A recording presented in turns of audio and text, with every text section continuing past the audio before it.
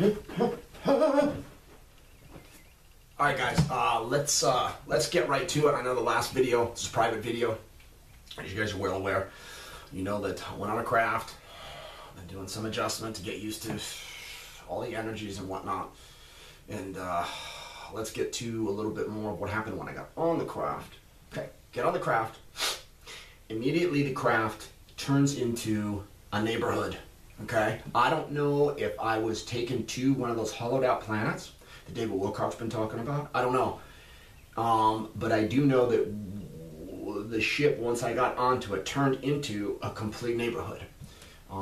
With, you know, homes, there was an internal sun, it was overcast. And I knew for a fact that I was in a different reality, or I wasn't on Earth, because the sun, I don't know if it was an actual sun, I don't know if it was synthetically generated, I don't know if it was a light over in the corner, I have no idea. But it radiated like the sun, but the hue of it was a little bluer. It was a little bit different. And the light was different. It was overcast. I get into a neighborhood and I'm walking with a girl and another guy. And I knew again that I wasn't on this planet or in the States specifically, because all of the streets were not streets, there were no cars. They were all grass pathways, and everybody was walking around in either barefoot or very light sandals. And I was brought into a house.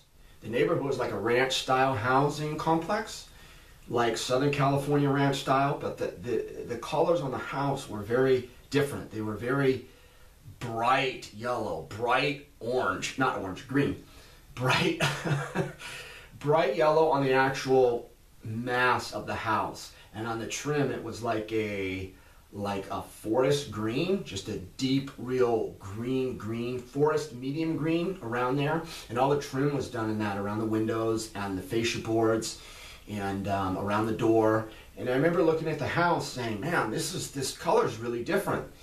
And I was brought into the house and I met like a group of people. There was a couple other girls, a couple other guys, and I went around and met everybody.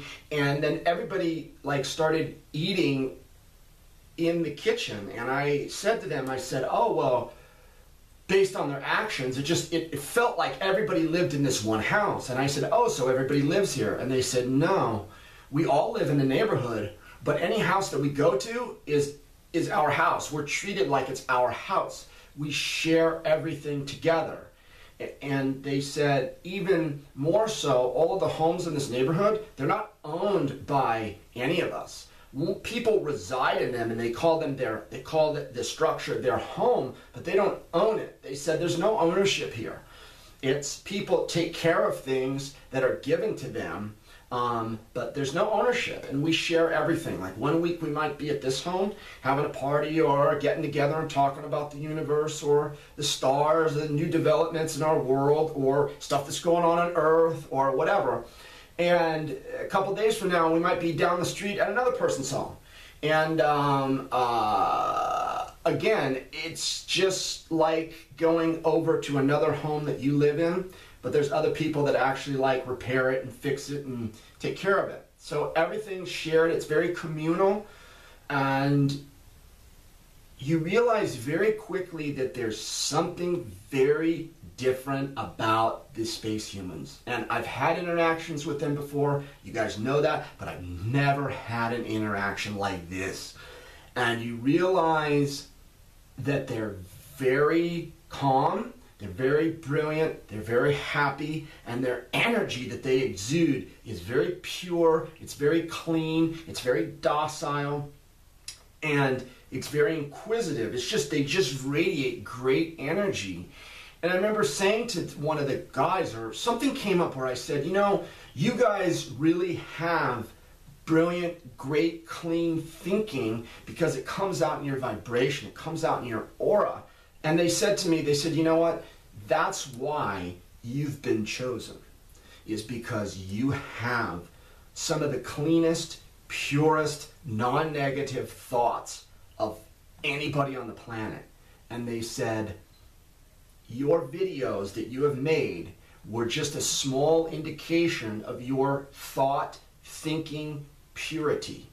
And it shows, because you guys know, over years and years and years, I've been extremely positive in the videos. I've always taken the optimistic approach. I've always been the optimist.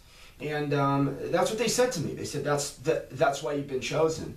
And they laughed a little bit. They said, that's funny how you would reinforce what we know about you by you making an assertion or an inference about us. So I thought that was really, I just took it as a compliment. And I was like, oh, okay, cool. So we're like on the same page. So they bring me into this house, they show me around the house, and there's like an outdoor fire pit. Again, there was grass all around the fire pit. There was grass in the backyard. There was like a shed in the back. It wasn't a garage, but it was like an outdoor like workspace, like maybe a ceramic kiln or something, or some place where you make clothes. And by the way, they were dressed in very like loose hippie style clothing. It's almost like if you were to see a hippie, but they were clean, they were educated, they were well groomed, they were happy, they were in control of their emotions, they weren't on dope, and they exuded this supernatural, high energy, like loving vibe. It's like the epitome of the hippies. If you could take that genre, what the visual of a hippie looks like, and just take it to the ultimate last step level. That's exactly what they were. And okay, so we go back into the house, and then they bring me back in to a side room. And again, this is a ranch style house, countertops, standard kitchen, tile counters, windows, sun still shining. It's very overcast. Hue of the sun is a little bit different. And they bring me in, and there's this big counter up against the window in this one room, because it was like a floor-to-ceiling window almost. And there was a counter underneath it, like a desk. And they had all these instruments. They were metal or some type of super conductive metal that I have no idea what it was, but I know that it was a different type of metal. And there was a big, huge candle, or what I thought was a candle, in like it's like this big around. Like that big around, probably about that tall, and I was in front of a chair, and all these utensils and things were on this table, and it was like a pink, crimson, not too red candle, and they lit the candle, or what I thought was a candle. I don't know. It could have been some weird space age magnetic device that I perceived as a candle. I mean, and what they were burning could not have been wax. It might have been something else. I don't know.